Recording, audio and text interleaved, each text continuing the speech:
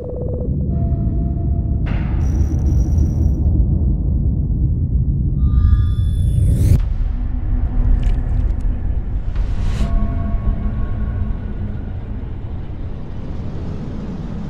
can play any shooter for 2 hours, but it's after that 2-hour point that narrative becomes absolutely essential. I think the story of Halo Wars is really about the characters. You try and make these believable characters exist in this, fantastic universe where, humanity's at war with aliens. If you don't relate to the characters and care about them, then you're not going to care about the context, you're not going to care about the universe and the weapons and the ships and everything. Halo Wars is a strategy game. A lot of choices you can make in the gameplay. And what we really need to do to kind of balance that on the story side was have this cast of characters. A group of characters is kind of like an analogy to the real-time strategy game, to many groups on the ground. So telling the story of a group of characters seemed like the way to go forward. Just like the game itself, it's more of a bird's eye view.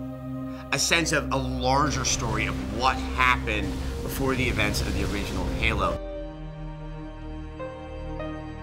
Prep for pod launches, bring weapon systems online. Expecting trouble, Captain? We have Captain Cutter. He's your classic starship captain. We have the classic hothead, Sergeant Forge. He has this sort of tension-filled relationship with Professor Anders, the science chick. Forge doesn't think it's safe for you to go down there yet.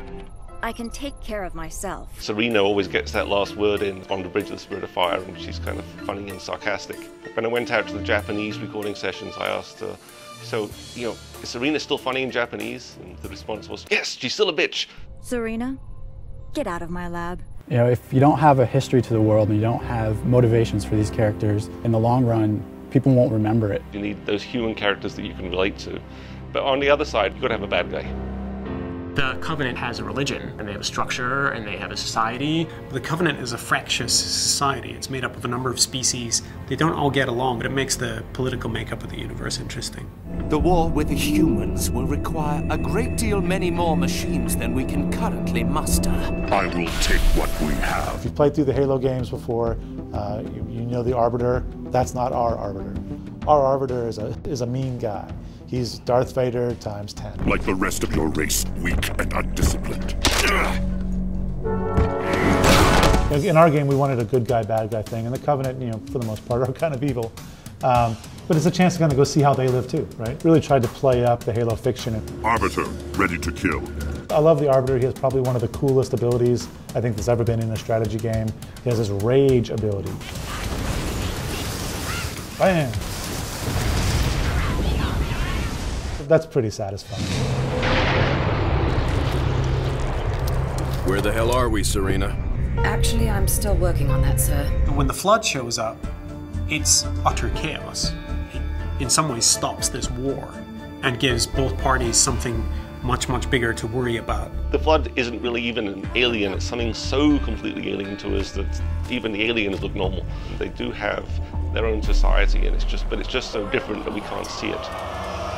Many different people have a different feel for what the Flood is, but certainly it has a lot of the characteristics of virus and zombies at the same time. They slowly infect you and you become them. Its sole purpose is to literally consume everything in its path. The flamethrowers are very good against the Flood, but infantry will be taken over by the Flood and turned against you. So taking in units which can be turned against you is generally not a good strategy to have with the Flood. I've got a whole bunch of Flood chasing me. So I actually lost my units there, and now I'm having to use my own flamethrowers to take out my own guys. They know each other. They had breakfast together. Those guys are torn. One of the neatest things about the Halo universe is that it doesn't answer all the questions in a very easy way. Who are the Forerunners? Why are the Flood there? Who really is the ultimate bad guy here? I think the thing which is always in the background of everything in Halo, and in Halo Wars in particular, is the Forerunner technology.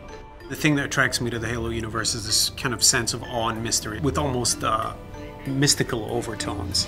You don't really know what the Forerunners were or what they are.